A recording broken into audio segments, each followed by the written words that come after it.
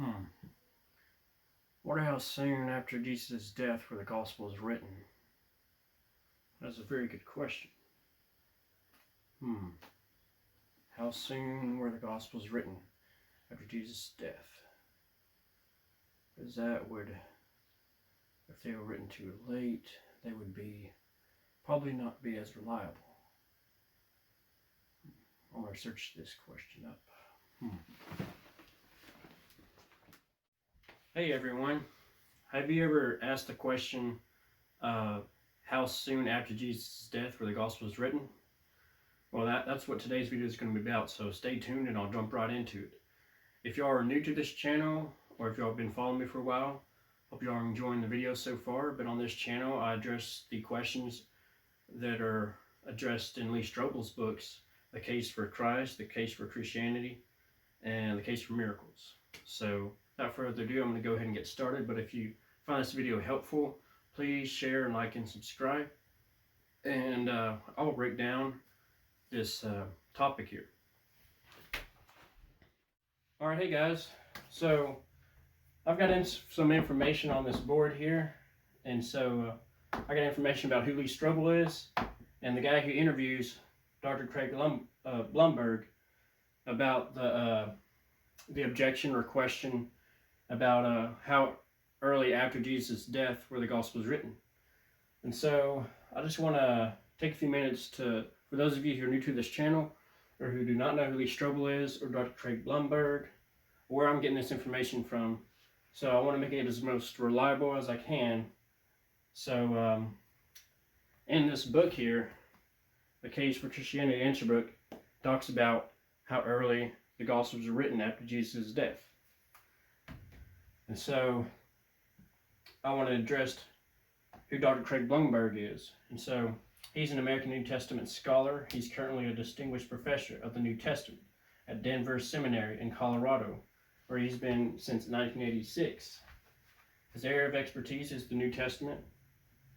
And so Lee Strobel, he's an American Christian author and a former investigative journalist. He has written several books, including 4 which received ECPA, Christian Book Awards, and a series which addresses challenges to the veracity of Christianity. So basically, to sum that up, Lee Strobel, he was an investigative journalist. He was an atheist.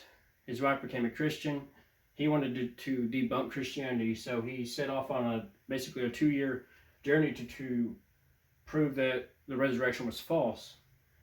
But after studying for that long, all the evidence that led up to the resurrection was that the resurrection was 100% true. And so that's when he became a Christian. And so he's written many books, and so he addresses many objections atheists or in questions in general that Christians may have. Just anybody who's curious about the Bible and wants to know, is it reliable? How early was it written? How many manuscripts do we have? Stuff like that. And so Lee Strobel interviews Dr. Craig Blomberg about this question. So we're going to go ahead and jump right into it. I'll see you on the flip side. Alright, so let's go ahead and address the question. How early after Jesus' death were the Gospels written? It says, it seems obvious that the shorter the gap between an event and when it is written down, the less likely those writings will fall victim to faulty memories or legend. So this question is an important one.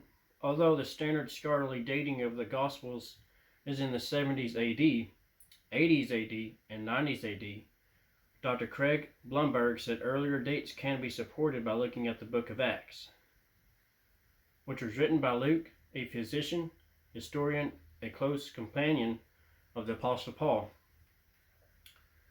Acts ends apparently unfinished. Paul is a central figure of the book, and he's under house arrest in Rome. With that, the book abruptly halts, said Blomberg, who was the author of the historical reliability of the Gospels. What happens to Paul? We don't find out from Acts, probably because the book was written before Paul was put to death. That means Acts cannot be dated any later than AD 62. Having established that, we can then move backward from there. Since Acts is the second of a two-part work, we know the first part of the Gospel of Luke must have been written earlier than that, and since Luke incorporates parts of the Gospel of Mark, this means Mark is even earlier. If you allow maybe a year for each of those, you end up with Mark written no later than about AD 60, maybe even the late 50s. If Jesus was put to death in AD 30 or 33, we're talking about a maximum gap of 30 years or so. He sat back in his chair with an air of triumph. Historically speaking, he said, that's like a news flash. That was impressive, closing the gap between the events of Jesus' life and the writing of the Gospels, to the point where it seemed that serious errors were unlikely. That which was from the beginning, which we have heard, which we have seen with our eyes, which we have looked at and our hands have touched, this we proclaim concerning the word of life. 1 John chapter 1, verse 1. So that basically answers that question. So hope y'all enjoyed the video. And so the Bible is very reliable. There's a lot of questions people have about translating the Bible being translated so many times. How can it be so accurate? But the reality is that archaeologists and those who are professors who have a degree in the New Testament, or scholars of the New Testament, they actually compare the close manuscripts, the closest to the originals, to the Bible that we have today, and they match up. There may be a few words like